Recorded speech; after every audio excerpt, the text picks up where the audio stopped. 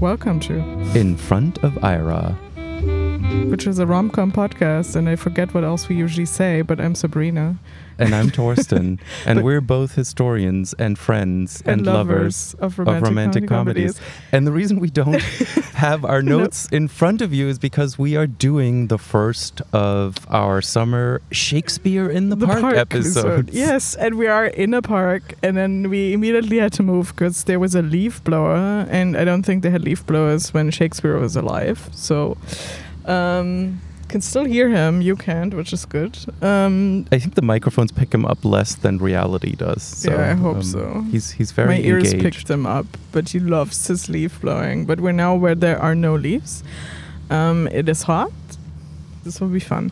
Anyway, we're doing Shakespeare in the Park. And the first movie we're going to discuss is the teen film 10 Things I Hate About You. Which is a loose adaptation of Taming of the Shrew, which rhymes. Taming of the U. So we have in this movie an all-star cast, I would say. Definitely people that you know and that crop up in other places. But this was shot in 1998, came out in 1999. And you probably did not know most of these people when this movie, if you saw this movie when it first came out. Yeah, and then everyone who was in it later turned into a star, or at least someone that is like very prolific. So Julia Stiles is actually, like, ironically, I think the one that sort of disappeared the most. I mean, but she did other things at the time. She did Save the Last Dance. Save the Last Dance with the worst choreo committed to screen. I mean, she did another Shakespeare. She did because there's a whole wave of Shakespeare adaptations coming out at the time. Specifically, teen films are Shakespeare adaptations. She's All Dad is Pygmalion, so it's not, but it's like a lot of literature adaptations as well. In the genre. Cruel Intentions, which is Dangerous Liaisons, is also from 1999, so there's a lot going on. And then Heath Ledger. This is like Heath Ledger's first US film. It's definitely the movie that introduced Heath Ledger to most people, I would say. If you're not Australian, this is how you learn about Heath Ledger. The interesting thing is that, like, for a teen movie, we're used to seeing like 26-year-olds playing teenagers, but like in this case, they're actually all still teenagers. They're a bit older in some cases than their characters. But I think Gabriel Union is the oldest. Yeah, Heath Ledger was 19. Julia Stiles was, 17? 17, 18, yeah.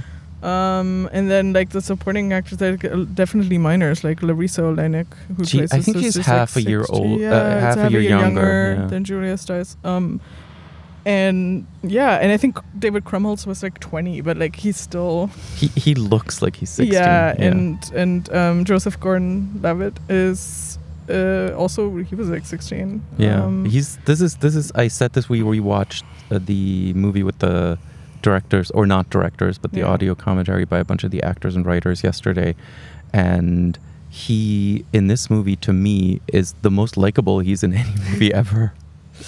Yeah, I mean, he's definitely like had a varied career. I mean, Heath Ledger obviously then becomes super famous for both Brokeback Mountain and then as the Joker. Before he unfortunately tragically died. Which is from an overdose. Which is something that they're referencing in the commentary. The thing that I really found interesting watching this is like how much of the Joker Heath Ledger is already here. Like especially when we're gonna get to like the famous scene of him singing on like the football field, and the way that he runs or walks away there is like one to one. It's funny. Like, I mean, I think that the movements of the, like, I feel like the Joaquin Phoenix Joker, it, like, definitely also borrows from him, and even though he does his own thing, but like, there's something there.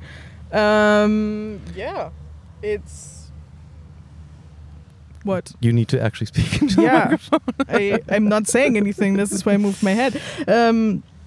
So it's directed by Gil Younger, who did a bunch of sitcoms mostly. He did a lot of blossom from what I found out. Yeah. And I mean, it kind of makes sense because the like aesthetic of it is very sort of 90s sitcom. Very Buffy.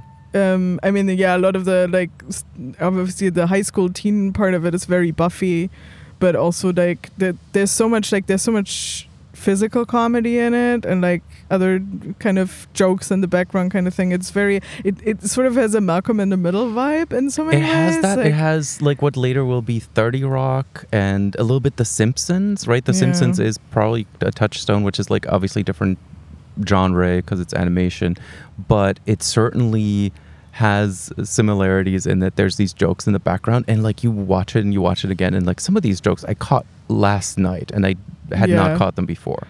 And the writers whose name I wrote down, who are on the Smith commentary, and Karen. I can't read my own handwriting. Do you have notes? You have typed notes. I did not write their names down though. Amazing research, everyone. Their writer duo, they did a bunch of other rom-coms later, actually. They also did Legally Blonde, which makes a lot of sense, but sort of this kind of like 90s feminism, basically, girl boss vibes stuff. And yeah, it's fun. I mean, it's still rare enough to get female writers and get like a female writer duo. I'm also almost kind of sad that they didn't do like even more in the years to follow. I mean, they're still active from what I've seen, but like I wish they like write a rom-com. I mean, maybe they have and just nobody made it. Yeah. I mean, the rom-com renaissance is not that old, I'd say. Yeah. So the plot is, as you've already mentioned, it's a very loose adaptation of The Taming of the Shrew. There are like nods to this, which I think are cute, but they're also not distracting. If you have no idea that this is Shakespeare, you don't care. Like you're not gonna be like, oh, what are they weirdly doing here? I mean, the shrew is basically just a like very feminist Julia Stiles is like the 70-year-old who's into like Riot Girl punk and is like and doesn't want to date jar. and reads the bell jar and the feminine mystique and like sort of, you know, the way you're a feminist if you're like 17 and rebellious. Her younger sister is like the complete opposite. She's like the popular girl and like sort of or like wants to be, and she wants to date, but they have a single father, and the father is like, I mean, it's comically overdrawn, like I don't want you to get pregnant, stay away from men kind of attitude. Yeah. He's an OBGYN, so they're kind of like sourcing this idea. And then like, basically because he thinks it will stop both of them, like the younger daughter from dating, it's like, well, you can date if your older sister dates. So obviously she's like trying to make this happen before prom because she wants to date Joey Donner, this like prototypical like the stupid asshole jock, with the extreme 90s licked back hair. It's really funny. And he's a jerk, obviously. And spoiler, as it turns out, her sister had actually slept with him, and this is what sort of put her off dating in men because he was an asshole. And so obviously over the course of the film her sister will learn that this is true, but like because of this conceit someone has to tame the shrew, like get her to date, and like she wants to date herself, like the Larissa Lennox character, the younger sister, but then also Joseph Gordon-Levitt is the new kid at the school and immediately falls for her and also wants to date her, so he's also invested in getting Julia Stiles' character to date. So him and David Krumholtz pay Heath Ledger, who's this like weirdo kind of not quite the juvenile delinquent but sort of type, and pay him to date her, and then as it happens as it must, they fall in love, and then obviously when she finds out this was for money, it's a conflict for a moment, but they make up. Which is one thing that I noticed, which is very much towards the end of my notes. It's this very typical everything is lost moment, lasts very, very, very little screen time. Like the time in which they have a falling out is important for the structure, but I think the writers kind of knew that everybody knew where this was going, and the important thing was how exactly they get back together, and her reading of basically the 10 things I hate about you is going to be the important thing, and the time between their falling out and them making up again is very short, which I really noticed this time around. I mean, to be fair, it's also teenagers, but I mean, I think it is ultimately also the idea that like, okay, this is not what we want to spend our screen time on. I do like it that they're committed to keeping it to a 90 minutes, so it feels like, what would it have added if there had been more? I mean, we get the sense a bit of time passes, and then we get the famous scene where she recites the poem they're supposed to write for English class, which is the 10 things I hate about you. And yeah, which I never counted until yesterday that it was actually 10 things, and I'm like, good, well done. Yeah, it's 10 things. It had to be. But yeah, I think like the movie works. It just holds up. It is incredibly funny. Like the ensemble cast just works together well, which if you listen to the audio commentary, you get the sense. So they're all young kids when they're out there and they're shooting on location, because they shot this at this weird high school in Tacoma. Which is just beautiful. It's like really a beautiful building. It's but they were all stuck in location in Tacoma, Washington, and so they all bonded really, really quickly and hung out, and they were all in the same hotel, and like lots of shenanigans. Obviously, apparently they said like they were actually not like, because most of them couldn't legally drink. It was like that, but like they just bonded, and a lot of them made good friends or like stayed in touch, or and I think you can tell because like the way it just works, like they all clearly they have like this is the thing, it seems that everyone in this movie who is supposed to have chemistry has chemistry, and not just like the romantic couples. Krumholtz and Joseph Gordon-Levitt are doing, they are kind of, I find them very Shakespearean, and they're like like, I'm the guy who knows a little bit more, who's going to tell you, but I'm still a weirdo, and it's very well done. And of course, we have the basic story structure of the taming of the shrew, and then we take it off there. And the thing that I think this is also informed by is the Moonlighting Taming of the Shrew episode, which has Sybil Shepherd and Bruce Willis enacting this in like a very, very crazy, overdrawn way in 45 minutes. And this is actually kind of a subdued, like if you can call a teen comedy subdued, it's a very subdued, almost reverential taming of the shrew. Yeah, I mean, I think it also works because it already starts to make fun of like a lot of the teen movie tropes. So when Krumholtz's character shows the new kid Joseph Gordon-Levitt around the campus of the school and points out sort of the social classes and the John weird Hughes groups, and that shot. Sort of John Hughes cafeteria shot, which is just like they're already like weird categories of people. There's like yuppies, like the revival of the yuppies. There's like the coffee, I think, snobs. Which is the Seattle of it all. Yeah. There's like the white guys that wear dreads and is actually criticized. There's like the cowboys, which makes zero sense, who wear cowboy hats and eat beans or chili out of a can in the background, which is one of those background jokes that I only noticed very late. And then and the teachers, I mean, the teachers are often antagonists in these things, and it's not really there. It's like the teachers are also crazy, which is another trope. Like there's the sports, like there's a coach for the football team that Julia Stiles is on, who's also another teacher, obviously, not just PE teacher.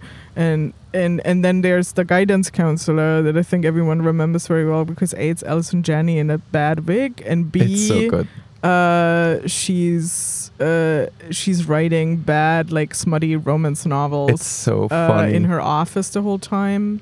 And is a bad guidance counselor. Like this is the great thing. She has like the worst advice, and it's motivated. And this is what the writers also say in the audio there's commentary. a miniature train here. I don't know if you can hear this, but I didn't know this is a thing. I'm fascinated. We are in Cologne's Rheinpark, and Sabrina already remarked that it looks a lot like the Star Trek episode where Wesley almost gets executed. And I mean, you can tell that this is like a leftover from like a Bundesgartenschau thing, because there's a Seil. Like what is the English word for that? There's like a hanging gondola thing. It's not a funicular. It's the thing that's not a funicular, but hang. Why do we not know this? What is happening? What is that thing called that transports people who like to ski up mountains? That thing, a ski lift, but it's not a ski lift. Anyway, you get the gist. Yeah, anyway, it did not exist in Shakespeare's day. So the miniature train is now gone. Yeah. But yeah, I think all of the cast has chemistry with each other. They just obviously got along well, which we've got confirmed. So well that apparently Heath Ledger and Julia Stiles ended up dating. So for once, the leads actually end up dating for real, and it's not just done for promotional purposes. I also didn't know this until now. I did not know this until the commentary. They talked about it in the commentary. And apparently they were together for 2 years, which is probably also why the audio commentary. I mean, this was done for the 10th anniversary of the film, and neither Julia Stiles and Heath Ledger on it, because obviously Heath Ledger had passed, and not even that long before it, and I assume like Julia Stiles, I don't know. It might have been too much for her, I can see that. But yeah. It might just also have been scheduling, and I mean the director is not on it either. Yeah. I like that David Krumholtz is on it just because I always like seeing him pop up and things, and he's very likable and very charming also in the commentary. I think he's had a bit of a rough time before, and then now he popped up in Oppenheimer again, but like he had a very unhinged Twitter presence for a bit last year, which was funny, during the Oppenheimer promo, where he told stories of like his career past, and also talked about like, you know, what an idiot he was when he was younger. And you get sort of like glimpses of that this 10 years after that, when he's like at least 30 already, but like now it's been even longer. So in terms of the Shakespeare references, I noticed this again rewatching the movie when they're wearing the athletic shirts. It says Padua, Athletic Department, Padua High School. Heath Ledger's name in this is Patrick Verona. Yeah. And of course, Julia Stiles' name and the family name of both her and Larsa Olenek is Stratford, which is clearly a reference. And but it doesn't go much beyond that. Like, if you know, you know. If you don't care. You just like the story. Yeah, which is that whole crop of like teen films that are based on literature at the time. And it's also interesting that so many of them come out in 1999. It's like the peak moment, and then the genre sort of disappears for a bit. It's like rom-com. Like they both peak in the late 90s, or like mid-late, like rom-com earlier, like mid-late 90s, and then they both end up disappearing for a few years. And then there's like a few things in the early 2000s, like 5-ish years later, and then sort of tapers.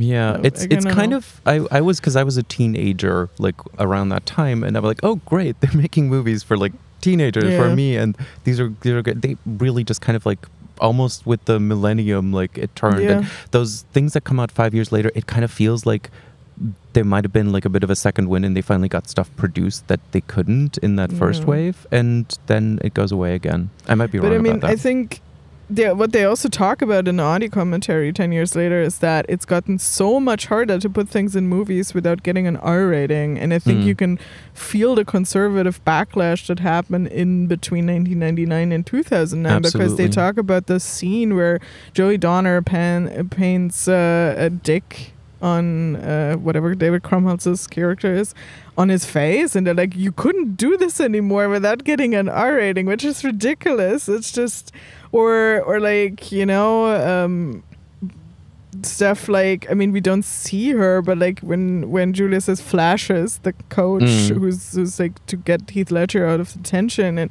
and stuff like that, and that's it's like not ridiculous. And it's like, but they said, like, and I mean the screenwriters who say this, like, this you can't get in, this you can't get in, and it's kind of a thing. And I think that also really impacts obviously both rom-com and teen film, because if you want to release those, you'd ideally not release them with an R rating. And it also changes the whole dynamic, because they talk in the commentary about Superbad. That's like Superbad was R-rated, and it leans much more into that. So you lose that kind of movie that does a little bit of that is for a younger audience, like, and then the movies are like, oh, we have an R rating, we can do all these things. And I remember American Pie, I'm not sure if the first one already had an R rating, which is also 1999. I'm pretty sure it did. But there's different cuts of it. There's like a TV cut of it that might not be R rated. My DVD says R. are. Yeah, I mean, I know that the DVD, but I also know that the other parts of like the trilogy or what like later the fourth movie like definitely were. It was much more word, but like it takes something away, and yeah, and I mean, and but they still had to, what was it, CGI Allison Janney? Was it Allison Janney? There's a scene in the beginning where she apparently says motherfucker, and it's visible on screen, and they couldn't cut away from it, and they basically, for the PG rating, you cannot say motherfucker. So you can say... The one fuck you can say but is it can't not be allowed that to be one. motherfucker. Yeah. So you learned something today. So they had to change it to like, shit for brains, which for some reason is better... question mark. Yeah, I don't know. I mean, the connotation of that is... But like the fact that they had to do CGI on that, and it's funny because if you're told, you notice, because it's weirdly colored, like there's weird like computery things going on, and this is still like all shot on film. Like you can see like the little flashes of the impurities on the film when it wasn't kept well, flashing by in the scan, and then like there's this weird off CGI shot, which I mean, if you're not told, you don't notice. I didn't notice until it was pointed out to me. But like the fact that they had to do it, it's really funny, like sort of how film then shifts, and it might be interesting to look at how kind of the conservative backlash actually impacts. Because I mean, Judd Apatow starts making rom-coms in the early 2000s, but his films also frequently get R ratings, but then immediately have that different audience. Yeah. And it definitely shifts in how many of them you can get made, especially if it's already language, right? I mean, those are genres that you don't even have to explicitly show anything, but you frequently discuss sex, and if it's already harder to even discuss it in like a way that feels genuine. Yeah. And this is where, I mean, something like Sex and the City can do it because it's on HBO. And it has a different audience, and it's on TV, but like I think there's something there. But yeah, I mean, the usual question of, is this a rom-com? I think it is very much like based in terms of, on one, in terms of like old school theatery rom-coms. Yeah, but also the way, like, just the 90 minutes, it's very tight. It's like the typical act structures. You say like the moment where they kind of fall apart and everything is bad. It's very short. Yeah, it's her sitting on the porch for a while. Like that's basically what it is. It's what I really appreciated about this is not just the shortness. It's I mean, it can take like a 4-hour Shakespeare play and condense it into 90 minutes. It's also the depth. We mentioned already the jokes, like the visual depth of this. Yeah. Like the fact that there's something going on in the background, that there's ridiculous things. There's Bogey Lowenstein, this character who's basically the king of the yuppies, who plays golf, and the way he plays golf on the school grounds is because he's like, the football field is slightly lower and he's elevated, and he's so like just like will hit the golf ball, and the golf ball will fall, and somebody is running around with a basket on the football field to catch the golf balls. This is such a ridiculous thing to do, and it's funny. And I think also because they had this amazing location, it really elevates the film, and they really work with it super well. Like they use all these great shots, and then there's a super like artsy shot of them throwing the flyers for the party at Bogey Lowenstein's house down the stairs, like the stairwell, and then there's the famous shot at the end of the film where like Letters to Cleo, that band that's in there, is performing on top, like on the roof, so like a helicopter shot, which is like that's expensive. Like today you're just like, go, we get you on the roof, we get like a drone, €500 drone and fly it over there. You had to hire a helicopter, and the helicopter pilot is credited by name.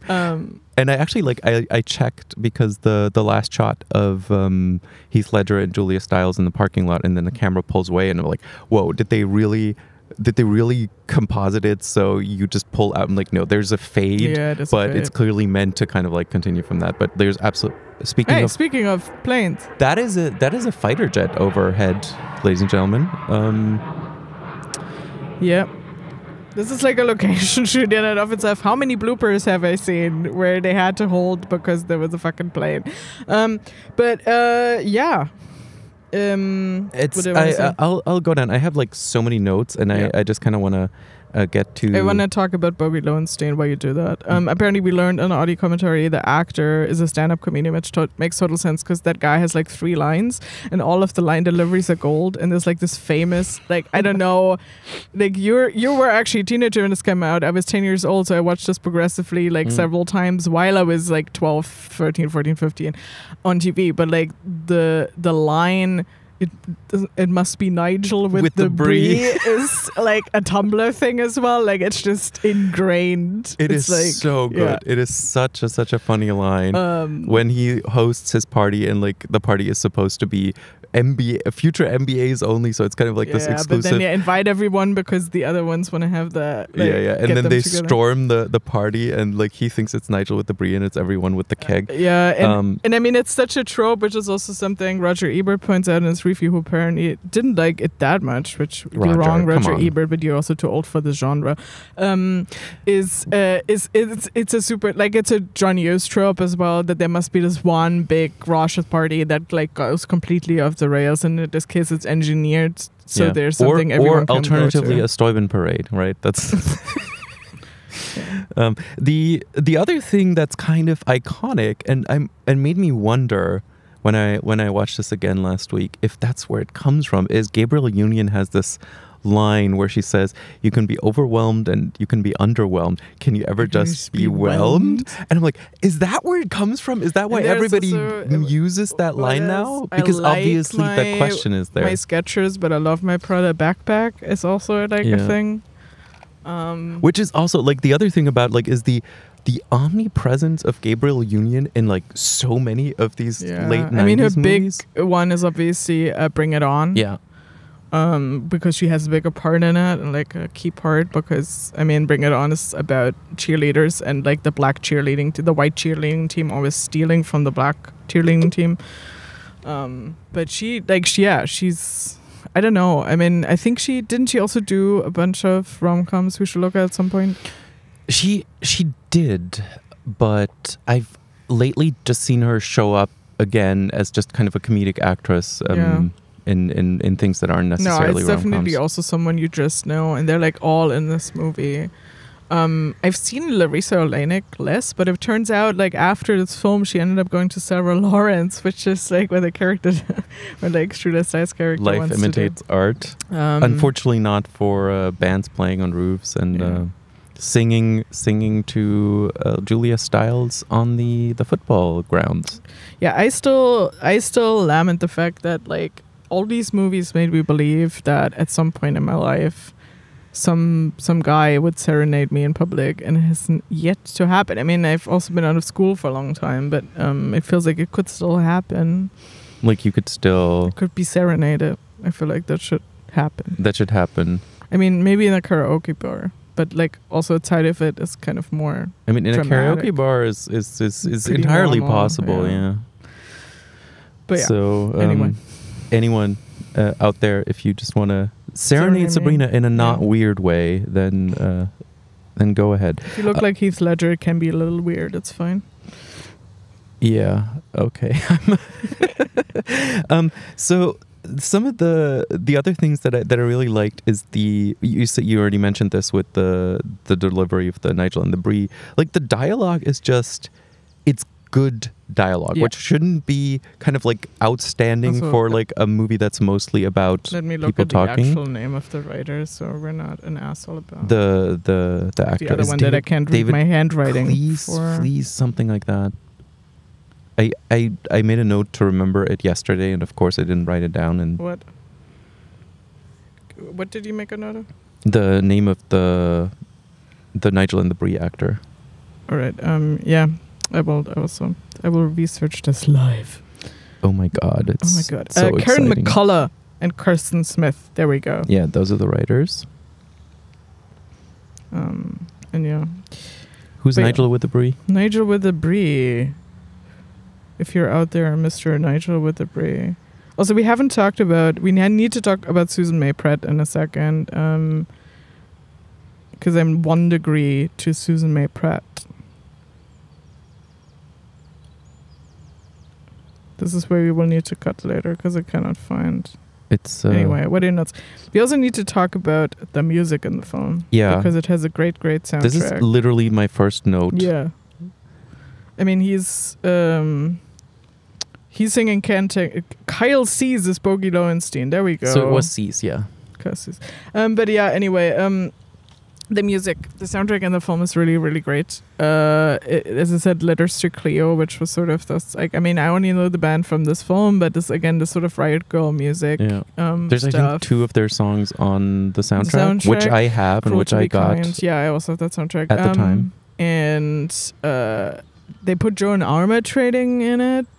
Weakness of Me. Apparently, they had something else in place before that and didn't use it because another film at the same time Scream, I think. Scream. Yeah, they said Scream used it. Which is also, I love the context of like, oh, this was released when The Matrix came out and Scream used this, so we couldn't. I'm like, oh wow, that's a time. Yeah, in so cinema. the film came out at the same weekend as The Matrix. Poor things, but I think the audience was different enough, and they obviously did well. I mean, I watched both of them. Yeah, so. And yeah, it's what else is on there? I mean, there's also references obviously to music. There's the scene where, I mean, so this is a 1999 mainstream production by Disney. So obviously there is, at best, some homoerotic subtext that the writers are clearly aware of but can't go in on. But there's this exchange where Joseph Gordon-Levitt's character asks Larissa Oleynik if her sister is a lesbian, but the way they're doing this is like, so she's not a Katie Lang fan? Mm-hmm. No. But it's like... So that's there, and like during the audio commentary, like because we were a society once. There are blooper reels over the credits, and there's like one where they actually like obviously everyone on set played along for that. But like Joseph Gordon-Levitt, like the lights go out, and he's like, you know, and it's like, and then David Crombers is like, you need something better, and it's right here. And yeah, anyway. And like what I said, like when I said like they all have chemistry, those two have rom-com chemistry. But they're also they remind me. I don't know Taming of the Shrew that well, but like this, you said that like the quintessential like sort of two guys in the Shakespeare play, like Sir Toby and Sir Andrew in Twelfth Night or something. You know, these 2 guys who sort of scheme and then And it's perfect because the Krumholtz character is also kind of the audience surrogate, because or not like Joseph Gordon-Levitt is the audience surrogate and Krumholtz is the guy who then can speak to him to introduce the world of this, which works really well because it's very natural, and both of them actually have storylines. This is not here I am narrator and I will tell you about. I'm like, I don't care, but it's naturally built into the story in a very obvious way, but it's still like, okay, we're getting exposition, but we're also getting exposition in a funny way. We're getting it in a character moments way. And just, again, like the gags in the background are just like so funny. Like when the teacher gets shot with the arrow and that comes back later. And I mean, apparently that was... like it is in the movie, but there would have been a bit more, and it's sort of at the end of the credits. Like it's... so David Cormultz's character ends up also dating. The nerd gets a girl. And it's Susan May Pratt, who's Mandela, who's this, like, she's Julia Stiles' friend, but she's also the Shakespeare nerd. So that's the other way that Shakespeare comes into the film. And he ends up buying her like this period, like a Ren Fair Shakespeare kind of dress outfit, and then they get together at prom, and sort of like it's just like all these little moments of like all these characters having like a nice kind of like all their characters' storylines are tied up. Obviously, Joey Donner gets his comeuppance, right? You know, like There's also the 2 sisters are paralleled in the scenes with their would-be boyfriends in the car. Like the way that Julia Stiles tries to kind of kiss Heath Ledger and then he moves away, and then Joey Donner trying to kiss Larissa Oleynik and then she it kind of at the end of Prom, and it's like very nicely paralleled in that. So you get a lot of these kind of parallel constructions in this movie. Yeah. No, and I do want to briefly talk about Susan May Pratt, who was also an audio commentary.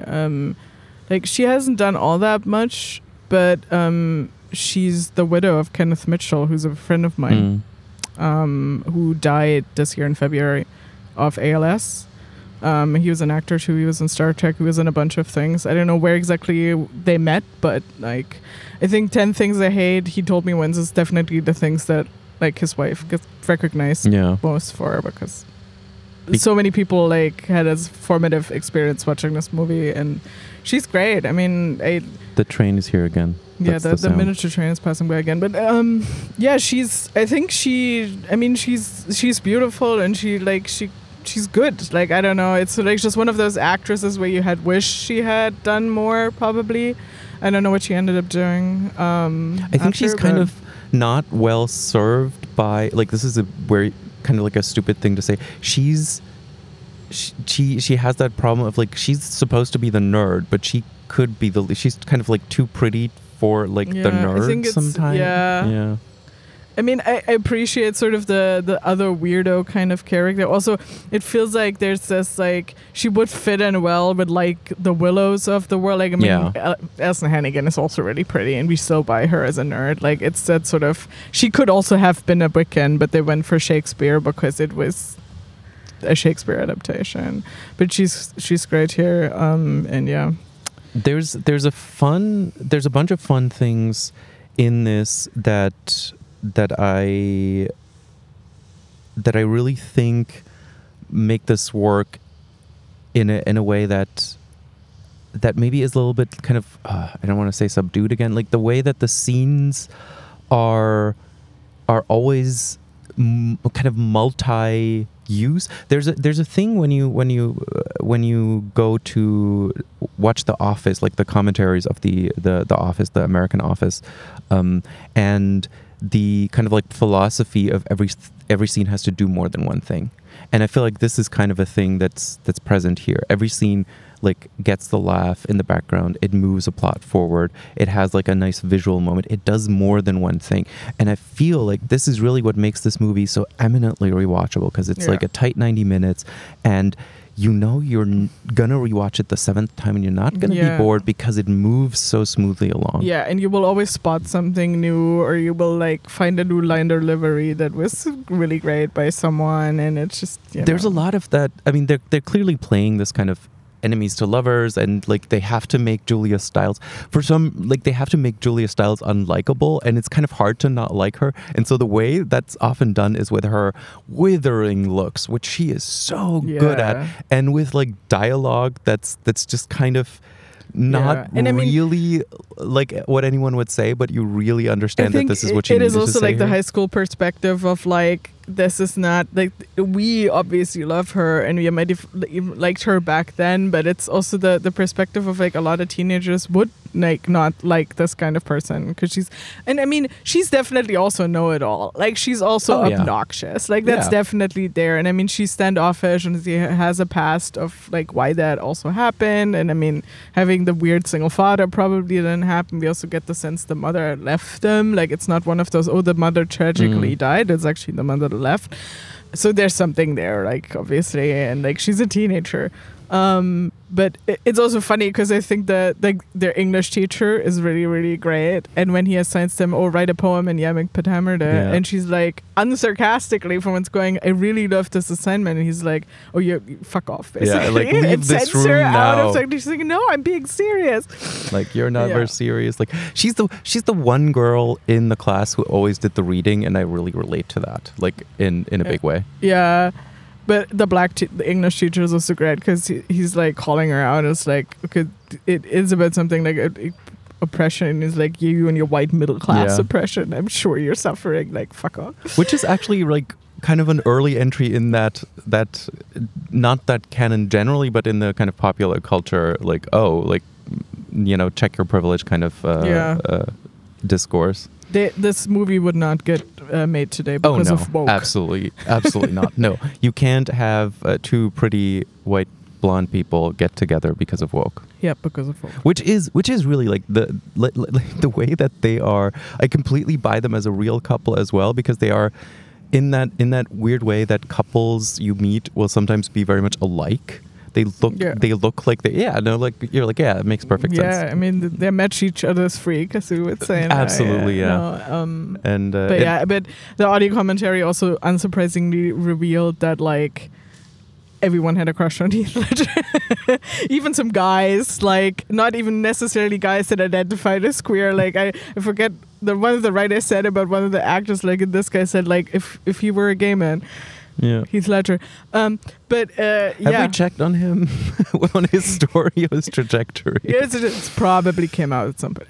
But yeah, it's in the paintball scene where they like, it's just such a good, and the paintball scene I think again is great because it's visual. It's not something that you usually see.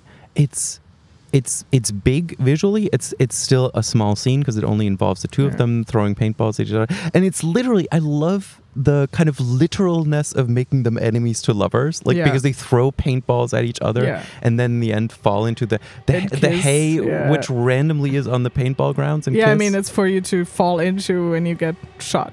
When you get shot, and then Heath Ledger kisses you, and that's just how it always goes when you play paintball. I need to get on the paintball thing.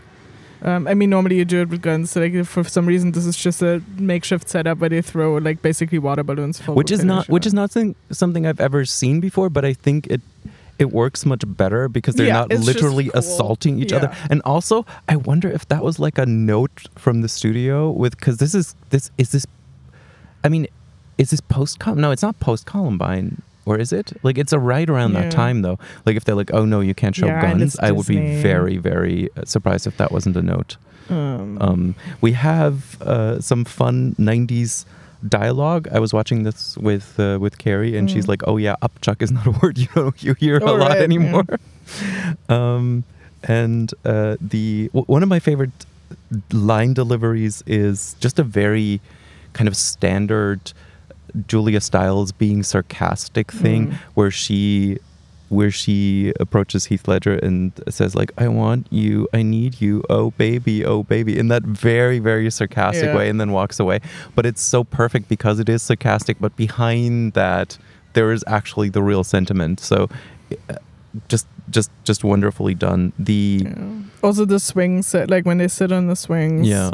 And she's really like, it's when she throws up and she's really drunk, and the physical comedy of her like almost falling off the swing like twice, and him like rescuing her from falling off the swing. Obviously her like dancing on the table scene, which got her saved the last dance, which then led to the worst dancing ever. The irony of that, huh? Yeah. But that's it's a really good dance. It's a really good scene. That she's a person who it kind of comes across as somebody who's very controlled, but for the reason that if she lets go, she lets go completely. Like that's kind of like she goes from 0 to 100. Yeah, like the typical thing, right? I don't know what you're talking about. The eldest daughter trope. A lot of fun 90s references when the dad basically makes a Dawson's Creek reference and says the Dawson's River kids, and it's just like exactly that kind of thing of like the dad knows vaguely what teen culture is and can't quite get it right. Also the actor of the dad, like I've seen him in like 50 million different things and I can't remember his name. Right now. He is also like the radar of this because he's the only guy who transferred from the movie to the TV show. He's also the dad in the TV show. Yeah, I forgot about the TV show. I watched that. It was only like 2 seasons or something, and it was like, oh, I love 10 things I hate about you. What are they doing in the TV show then? Is it just more of the high school? I think it's just kind of playing up. They're doing like a little bit of a high school drama thing, as they already mentioned in the commentary. They play up the Gabrielle Union role as kind of like an antagonist, which you get a little bit at the end of this movie. Yeah, because she like betrays. But you get more of that. You just kind of get a very, I would say, typical 2000s-ish era teen the thing. Most like because I'm looking at maybe for the era, the one that also really dates this for the music is Bare Naked Ladies, which is also an American Pie. Like my note is this is literally late 90s, early 2000s. Part of my first note on the soundtrack is haven't heard Bare Naked Ladies in a while.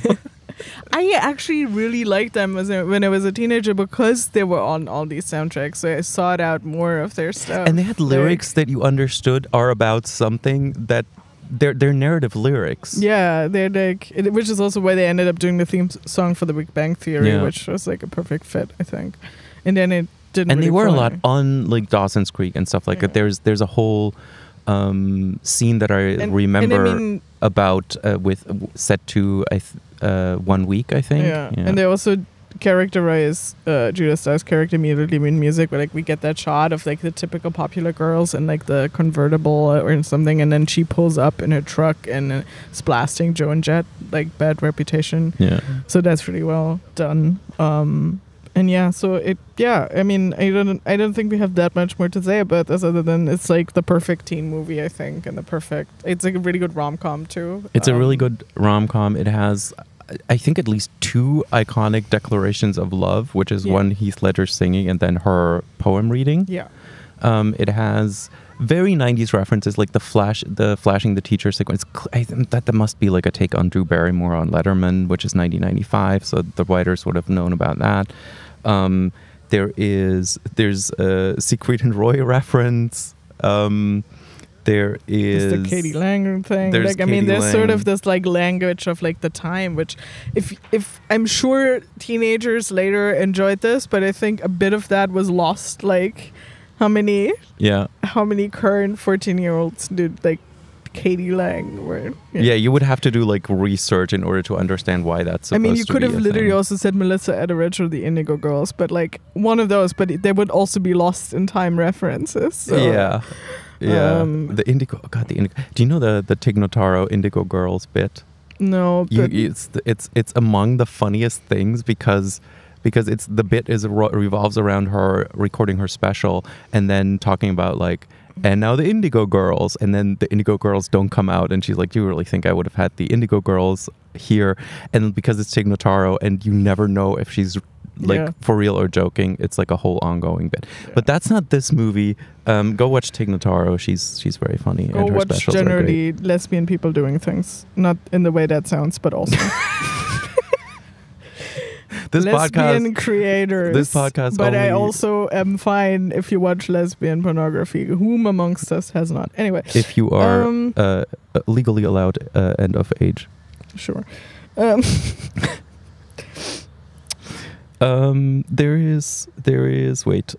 one thing that I needed to still get to. Wait, hold on. Let me just. Hell is just a sauna, which is also a great line. Oh, and what the writers also did, by the way, is She's the Man, which is also like teen Shakespeare adaptation. That's 12th Night.